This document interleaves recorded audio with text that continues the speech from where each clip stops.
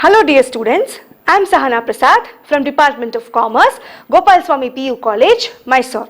Welcome to Business Studies class. In today's session, let's start with chapter 3, that is Private, Public and Global Enterprise, session 1. There are all kinds of business organizations in our country. Large organization, small organization, industrial organization, trading organization, privately owned and government owned. These organizations affect our daily economic life and therefore become a part of Indian economy. Indian economy consists of both privately owned and government owned business enterprises. That is why we call it as mixed economy. Both private and government enterprises are allowed to operate, and the economy can be classified into two sectors. One is public sector, another one is private sector.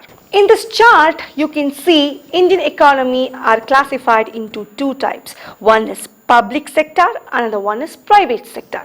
Private sector consists of business which is owned by individuals or group of individuals. In the previous chapter, forms of business organization, I explained about sole proprietorship, partnership firm, joint Hindu family business, joint stock company and cooperative society. So all these comes under private sector. And again, company is classified into two. One is private, another one is public limited. Public sector consists of various organizations which are owned and managed by government. It may be either partly or wholly governed by state or central government. So public sector alli yav business organizations irutte adu ellanu owned and managed. It is by government. So government ನೋಡ್ಕೊಳ್ಳೋದು government manage ಮಾಡೋದು. ಇವಾಗ public sector ಅಲ್ಲಿ ಇಲ್ಲ ಸ್ವಲ್ಪ ಅಥವಾ ಪೂರ್ತಿ state government ಅಥವಾ central government ಅಥವಾ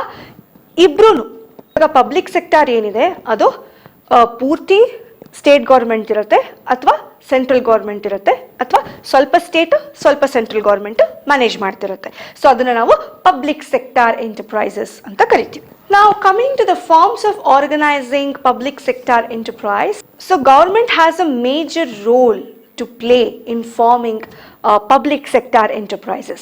But government, it has to act through its officers, its employees, people, and they take a decision on behalf of government. So for this purpose, public enterprises are formed by the government to participate in the economic activities of the country. So a public sector may take any form, it depending upon the nature and its relationship with the government. So there are various forms of public sector enterprises. Here in this chapter we shall learn departmental undertaking, statutory corporation and government companies. So these are the three forms of public sector enterprises. Now in this session let us learn about departmental undertaking. So what is departmental undertaking? So it is the oldest and traditional form of organizing public enterprise. So these departmental undertakings are established under ministry. See, the examples of departmental undertakings are railway department or post and telegraph department or defense, etc. So all these departments are run by government. So ಏನಾಗುತ್ತೆ ಅಂದರೆ ಇವಾಗ railways ಅಂದ ತಕ್ಷಣ you have a railway minister. So the entire railway department comes under a particular minister. So it is established as a department of ministry. And to handle defense we have a defense minister, and to look after postal and telegraph you have a minister of communication, like this. These departments, they act through the officers of the government, and the people who are working for these departmental undertakings are government employees. So yaru ee departmental undertakings alli kelsa ಮಾಡ್ತಾರೋ ಅವರನ್ನ ನಾವು government employees ಅಂತ ಕರಿತೀವಿ. So the departmental undertakings, it may work under the central government or state government. So both the rules of state and central are applicable for this departmental undertaking. Now let us see the features of departmental undertakings. First one is its fundings. So fund andre enu ದುಡ್ಡು ಎಲ್ಲಿಂದ ಬರುತ್ತೆ? It comes from the government treasury. See, what is the source of income to the government? Our taxes. So ನಾವೇನೇನು tax ಕಟ್ಟಿರ್ತೀವಿ, so ಅದರಿಂದ ಎಲ್ಲನೂ ಅದನ್ನು ಎಲ್ಲ ಇಡ್ತಾರೆ, ಟ್ರೆಷರಿಲಿ ಇಡ್ತಾರೆ. ಸೊ ಆ ದುಡ್ಡನ್ನು ಈ ಡಿಪಾರ್ಟ್ಮೆಂಟಲ್ ಅಂಡರ್ಟೇಕಿಂಗ್ಸ್ಗೆ ಕೊಡ್ತಾರೆ. ಸೊ ಫಂಡಿಂಗ್ಸ್ ಎಲ್ಲಿಂದ ಬರುತ್ತೆ ಅಂದರೆ it basically comes directly from the government treasury, and so whatever revenue they earn from these departmental undertakings, it goes back to treasury, and it is also paid into treasury. So this is first feature. Second is it is subject to accounting and audit control. They have to prepare books of accounts. All departmental undertakings, they have to maintain certain accounts. So accounting is a must. So why it is required? Because it is subject to accounting and audit control. What is audit? Audit means to check the arithmetical accuracy of books of accounts. ಅವರು ಏನೇನು accounting prepare ಮಾಡಿದ್ದಾರೆ ಅದೆಲ್ಲನೂ ಕರೆಕ್ಟಾಗಿದೆಯಾ ಇಲ್ವಾ ಅಂತ check ಮಾಡೋದಕ್ಕೆ ನಾವು audit ಅಂತ ಕರಿತೀವಿ. So ಇಲ್ಲಿ ಆಡಿಟಿಂಗ್ ನಡೆಯೋದ್ರಿಂದ ಅವರು ಎಲ್ಲೆಲ್ಲಿ ಯಾವ್ಯಾವ ಸೋರ್ಸಿಂದ ದುಡ್ಡು ಬಂದಿದೆ, ಆಮೇಲೆ ಎಲ್ಲನೂ ಕರೆಕ್ಟಾಗಿ ಅಲೋಕೇಟ್ ಆಗಿದೆಯಾ ಇಲ್ವಾ, ಆಮೇಲೆ ಏನೇನು ಬುಕ್ಸ್ ಆಫ್ ಅಕೌಂಟ್ಸ್ ಮೇಂಟೈನ್ ಮಾಡಿದ್ದಾರೆ ಅದು ಎಲ್ಲನೂ ಕೂಡ ಆಡಿಟ್ ಆಗುತ್ತೆ, ಚೆಕ್ ಮಾಡ್ತಾರೆ.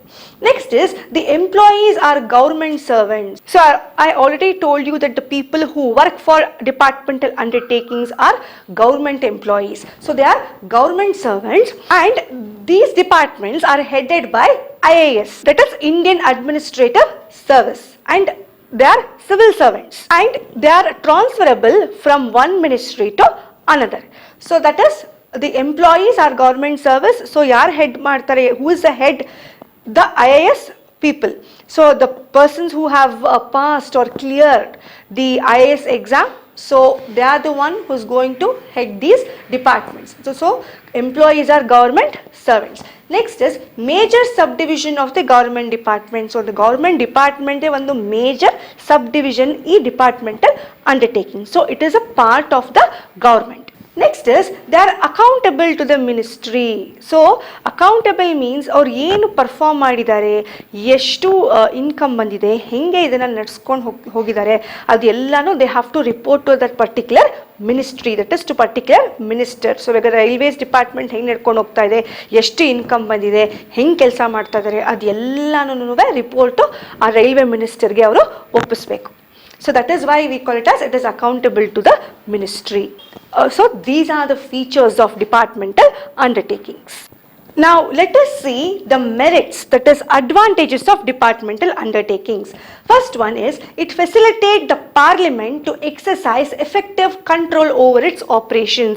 So the ಏನು operations ನಡೆಸ್ಕೊಂಡು ಹೋಗ್ತಾ ಇರುತ್ತೆ, ಇವಾಗ ರೈಲ್ವೆ ಡಿಪಾರ್ಟ್ಮೆಂಟ್ ಇರ್ಬೋದು, ಪೋಸ್ಟ್ ಆ್ಯಂಡ್ ಟೆಲಿಗ್ರಾಫ್ ಡಿಪಾರ್ಟ್ಮೆಂಟ್ ಇರ್ಬೋದು, ಅವ್ರು ಏನು ಕೆಲಸ ಮಾಡ್ತಾ ಇರ್ತಾರೆ, so the entire control is facilitated the parliament. So ಪಾರ್ಲಿಮೆಂಟೇನೇ ಎಲ್ಲನೂ control ಮಾಡೋದು. So it facilitate the parliament to exercise effective control over their operations.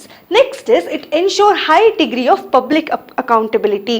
So public accountability means this department of a ministry or railways or postal department, they are answerable to public. In a parliament, if a parliamentarian asks a question to a particular minister, he is answerable to his question. So that is it ensures high degree of public accountability. So ಏನಾದರೂ public ಏನಾದರೂ ಕೇಳಿದ್ರೆ ಮಾಡಿದ್ರೆ they have to answer. Next, revenue earned, it directly goes to treasury. So ಈ railway department ಇಂದ ಆಗಲಿ, post and telegraph department ಇಂದ ಆಗಲಿ ಏನೇ ರೆವೆನ್ಯೂ ಬಂದರೂ it directly goes to the government treasury. So this department is a source of income to the government. So this is third advantage. Fourth one is where national security is concerned, this form is most suitable. So if you think from the point of view of our country's security or national security, this form is the most suitable form because it is under the direct control or supervision of a particular ministry or minister. So these are the advantages of departmental undertakings. Now let us see the demerits, that is disadvantages of departmental undertaking. First one is it fails to provide flexibility. Flexibility means change. So it is not very easy to change in the operations of the departmental undertaking. And flexibility is obviously required in smooth operations of its business. And here there is too much interference of the minister. So here there is no flexibility, and it is not allowed to take independent decisions. See, the particular department, they cannot take its own decisions because it comes under a particular minister. So they have to consult that particular minister every time. Obviously there will be a delay in decision making process. So they cannot take any prompt decisions which are required. Next is, it does not allow to take risky ventures. Risky venture means risky projects. And the departmental undertaking, they are unable to take the advantage of a business opportunity. Bureaucrats are overcautious, and a conservative approval, it does not allow them to take risky ventures. So what is bureaucrat? Bureaucrats are the officials who are working in the government department. So our interference is ತುಂಬಾನೇ ಜಾಸ್ತಿ ಇರುತ್ತೆ. So ಅವರಿಗೆ ಬೇಕಾಗಿರುವಂತಹ ಕೆಲವು projects ನ ಯಾವುದನ್ನು ತಗೊಳ್ಳಕ್ಕೆ ಆಗಲ್ಲ. Next is, there is a red tapeism in day-to-day operations. So red tapeism means it is the excessive bureaucratic control or regulations. ಈ ಗೌರ್ಮೆಂಟ್ ಅಫಿಷಿಯಲ್ಸ್ ಏನಿರ್ತಾರೆ ಅವರು ತುಂಬಾನೇ ಕಂಟ್ರೋಲ್ ಮಾಡ್ತಾ ಇರ್ತಾರೆ, ರೆಗ್ಯುಲೇಟ್ ಮಾಡ್ತಾ ಇರ್ತಾರೆ. ಸೊ ಅವ್ರ ಡೇ ಟು ಡೇ ಆಪರೇಷನ್ಸ್ಗೆ ತುಂಬಾನೇ ಪ್ರಾಬ್ಲಮ್ ಆಗುತ್ತೆ. ಸೊ ಪ್ರತಿ ಒಂದಕ್ಕೂ ಅವ್ರದ್ದು ಇಂಟರ್ಫಿಯರೆನ್ಸ್ ಇದ್ದೇ ಇರುತ್ತೆ. Sometimes they cannot take any action because they have to go through the proper channel in order to make a particular decision. So ಇವಾಗ ಏನಾದ್ರು ತಗೋಬೇಕು ಅಂದ್ರೆ ಆ ಪ್ರಾಪರ್ ಚಾನಲ್ ಏನಿರುತ್ತೆ, ಯಾರಾದ್ಮೇಲೆ ಯಾರನ್ನ ಕನ್ಸಲ್ಟ್ ಮಾಡಬೇಕು ಅಂತಿರುತ್ತೋ ಅದೇ ಚಾನಲ್ ಮೂಲಕನೇ ಹೋಗಬೇಕು. So there is a red tapeism in day to day activity. So ಅಂದ್ರೆ ಬ್ಯೂರೋಕ್ರಾಟ್ಸ್ ಏನಿರ್ತಾರೆ, ಗೌರ್ಮೆಂಟ್ ಅಫಿಷಿಯಲ್ಸ್ ಏನಿರ್ತಾರೆ, ಅವ್ರದ್ದು ಕಂಟ್ರೋಲ್ ಮತ್ತು ರೆಗ್ಯುಲೇಷನ್ಸೇ ಜಾಸ್ತಿ ಇರುತ್ತೆ. Next is, there is a lot of political interference. So ಆ ಮಿನಿಸ್ಟ್ರಿ ಏನಿರುತ್ತೆ, ಸೊ ಪರ್ಟಿಕ್ಯುಲರ್ ರೈಲ್ವೆ ಡಿಪಾರ್ಟ್ಮೆಂಟ್ ಇರ್ಬೋದು, ಪೋಸ್ಟ್ ಅಂಡ್ ಟೆಲಿಗ್ರಾಫ್ ಮಿನಿಸ್ಟರ್ಸ್ ಏನಿರ್ತಾರೆ, ಸೊ ಅವ್ರದ್ದು ಇಂಟರ್ಫಿಯರೆನ್ಸ್ ತುಂಬಾ ಜಾಸ್ತಿ ಇರುತ್ತೆ. ಅದೊಂದು ಡಿಸ್ಅಡ್ವಾಂಟೇಜ್. ಆಮೇಲೆ there is an insensitive to consumer needs. For example, ಈಗ ರೈಲ್ವೇಸಲ್ಲಿ ಏನಾದರೂ ಕಸ್ಟಮರ್ಸ್ಗೆ ಏನಾದರೂ ಫೀಡ್ಬ್ಯಾಕ್ ಹೇಳ್ತಾರೆ ಅಥವಾ ಏನಾದರೂ ಕಂಪ್ಲೇಂಟ್ ಹೇಳಿದ್ರೆ, so they are very insensitive. They do not take their opinion or suggestion into consideration. So ಅವ್ರಿಗೆ ಏನು ಬೇಕು, ಕನ್ಸ್ಯೂಮರ್ಸ್ಗೆ ಏನು ಬೇಕು ಅದನ್ನು ಮಾಡಿಕೊಡೋದಿಲ್ಲ. So that is insensitive to consumer needs. So these are the demerits of departmental undertaking. So in this session I explained departmental undertaking meaning, features, merits and demerits. Thank you.